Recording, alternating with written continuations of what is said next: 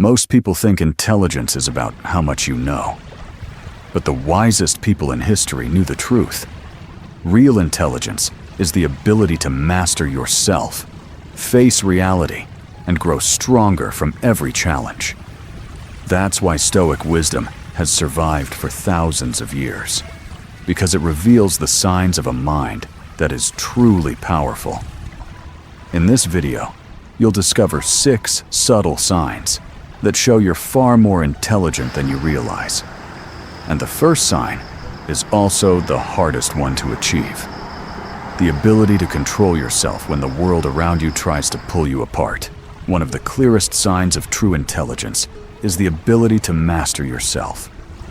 Most people react instantly to emotions. They get angry, defensive, jealous, or overwhelmed without thinking. But you're different. You pause. You observe. You choose your response instead of being controlled by impulse. Marcus Aurelius said, "You have power over your mind, not outside events." And when you live by this truth, you rise above chaos. You don't get dragged into drama. You don't let other people's behavior dictate your inner state. You think before you act, and that is the highest form of strength. And this leads directly to the second sign, your ability to accept what cannot be changed. Another mark of deep intelligence is the ability to accept reality as it is, not as you wish it to be. Most people fight against the unchangeable. They complain, resist, or replay old events in their minds. But you've learned what Epictetus taught. Some things are in our control, and some are not. Instead of wasting energy on what's already done, you redirect your focus toward what you can influence, your actions, your attitude, your growth. This acceptance isn't weakness, it's strategy. It frees your mind from emotional exhaustion and gives you a clear path forward. You turn setbacks into opportunities and obstacles into teachers. And once you accept what you can't change, something powerful happens. You begin living by your own principles, even when no one is watching. A truly intelligent person doesn't adjust their values depending on who's in the room. You don't perform goodness, you practice it. You don't act honorable for applause. You act honorable because it's who you are. This is what Seneca meant when he said he reviewed his actions every night. He wasn't trying to impress anyone. He was shaping his character from the inside out. When you live by your principles privately, your public life becomes effortless. You no longer chase validation. You no longer bend for approval. Right is right, even if no one sees it. Wrong is wrong, even if everyone does it. This quiet integrity is rare, and it's a powerful sign of real intelligence. Because once you choose truth over performance, something shifts.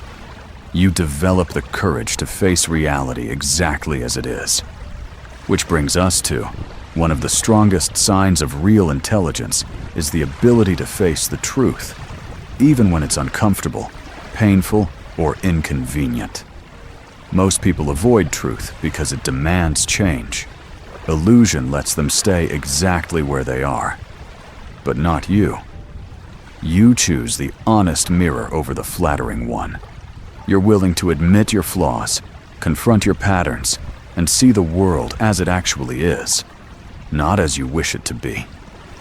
Seneca said, "It's not because things are difficult that we do not dare.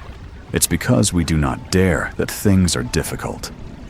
When you dare to look at reality with open eyes, you unlock the power to improve it.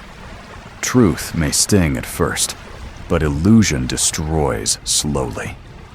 And this ability to choose truth, even when it hurts, sets you apart. Because once you commit to what is real, you naturally begin focusing only on what really matters. Which takes us to chapter, a highly intelligent mind isn't scattered. It isn't pulled in every direction by drama, gossip, or the noise of the world. It knows that time is limited. Energy is precious, and attention is sacred. Instead of chasing distractions, you invest in what actually shapes your life, your character, your wisdom, your growth, your inner strength. Marcus Aurelius reminded us, you could leave life right now. Let that determine what you do, say, and think. Those who understand this don't waste a single moment on things that don't matter. They stop trying to impress people. They stop chasing validation. They choose depth over noise, purpose over attention, and progress over comfort. This focus becomes a superpower, a compass that guides you through chaos with clarity and simplicity. And once you sharpen this focus, a transformation begins. You no longer fear adversity. You turn it into strength. Truly intelligent people don't just survive adversity. They transform through it. Where others see obstacles, you see training. Where others break, you build.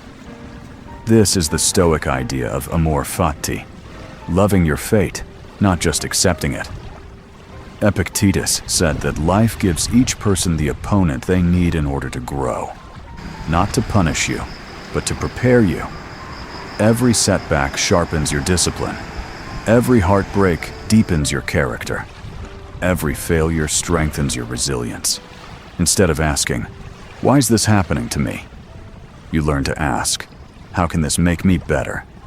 And the moment you shift that question, you stop being a victim. You become a creator of your own strength. Adversity becomes your teacher. Pain becomes your catalyst. And you walk forward, not weaker, but unshakable. And now, as we close this journey, let's bring everything together in the final message of this video. Recognizing these signs is the first step. But true intelligence isn't just knowing you have a powerful mind. It's knowing how to protect it. Here's how to master the thoughts that try to control you. 1. Observe without judgment. Before you react, just pause. The Stoics taught that the first key to mastering your mind is simple. Don't judge the thought, just notice it. When a negative thought shows up, most people immediately label it. Why am I like this? This is bad. I shouldn't think that. But Marcus Aurelius had a different approach. He wrote, "You have power over your mind, not outside events. Realize this, and you will find strength." So instead of wrestling the thought, observe it calmly, as if you're watching clouds pass across the sky. That awareness alone weakens its grip. Now that you're watching the storm instead of being trapped in it, what's the next step? 2. Separate the thought from the truth. Just because a thought enters your mind doesn't mean it's true. Most of your negative thinking is rooted in stories, not facts. Seneca once wrote, "We suffer more in imagination than in reality." That voice telling you you're not good enough, it's not reality. It's an echo from old fear, rejection, or pain. Write it down. Look at it. Ask yourself, is this thought based on evidence or emotion? By doing this, you're not only confronting the negativity, you're exposing its weakness. And once you see the cracks in your negative thoughts, you're ready to challenge them directly. 3. Reframe with rational clarity. This is where Stoicism shines. A Stoic doesn't ignore pain. He reframes it, like a warrior polishing his armor after battle. For example, instead of thinking, "Everything is falling apart," try asking, "What can I learn from this discomfort?" Negative thoughts are opportunities in disguise. They invite you to grow, to detach, to transcend. Epictetus reminds us, it's not what happens to you, but how you react to it that matters. Your response is your power. Use it wisely. But even the strongest mind needs rest. Let's explore how silence can be your healing tool. 4. Embrace the power of stillness. In a noisy world, silence is revolutionary. When your mind races with negativity, Stoics recommend something most people fear: stillness. Sit with your thoughts. Don't distract yourself. Don't fight them. Just be. This is not weakness, it's deep mental training. Marcus Aurelius often retreated into his inner citadel, his quiet place of peace amidst the chaos. You can build that same refuge. In that silence, you begin to notice something profound.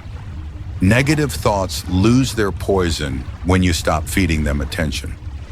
5. Anchor yourself in the present moment. Most of your suffering lives in the past or the future, but the present, it's where your power lives. When negativity drags you into regret or worry, bring yourself back. Use your senses. Feel your breath. Notice your surroundings. Touch something real. The Stoics practiced this presence daily. They knew that life is only ever lived now. Confine yourself to the present, said Marcus Aurelius, because here, in this moment, you're free.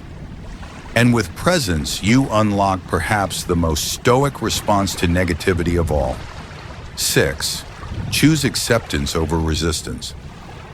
What if you stopped resisting your pain and accepted it fully?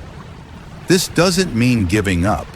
It means surrendering to what is, so you can act with calm intention. Resisting your thoughts only gives them more power, but accepting them, that's when they dissolve. Remember, a Stoic isn't cold. He's clear. He embraces life as it is, not as he wishes it to be. So when the next wave of doubt comes, say, this too is part of the journey, and I can handle it. Finally, there's one practice that brings all these lessons together. 7. Practice daily mental training. Mastery isn't built in a moment, it's built in repetition. Stoics didn't wait for breakdowns to build resilience. They trained every day through journaling, reflection, meditation, and voluntary discomfort. Write down your thoughts, challenge them, breathe through them, and remind yourself each morning, I am not my thoughts, I am the one observing them. This habit rewires your mind. Over time, negativity will feel like background noise, while your true voice rises with calm strength. Conclusion, you are not your thoughts. Negative thoughts don't define you. They're not your identity. They're just clouds passing through the vast sky of your mind. The Stoics knew this truth deeply. If you are distressed by anything external, the pain is not due to the thing itself, but to your estimate of it. And this you have the power to revoke at any moment. Marcus Aurelius, what matters is not that these thoughts exist, but how you choose to respond. When you observe them without judgment, question them with reason, and accept them without fear, you take back control. You build unshakable inner peace. You become the master of your inner world. That is the Stoic path, and it's available to you right now. If this video helped you quiet the noise inside, share it with someone who's battling their own storm. Let's spread Stoic clarity to more minds drowning in modern chaos. Hit the like button if you found wisdom here. Subscribe to join us on this journey to emotional strength, inner peace, and unbreakable resilience. And tell us in the comments, which thought do you struggle with the most, and which Stoic truth helped you overcome it? Stay calm, stay grounded, and remember, you are not your thoughts. You are the stillness behind them.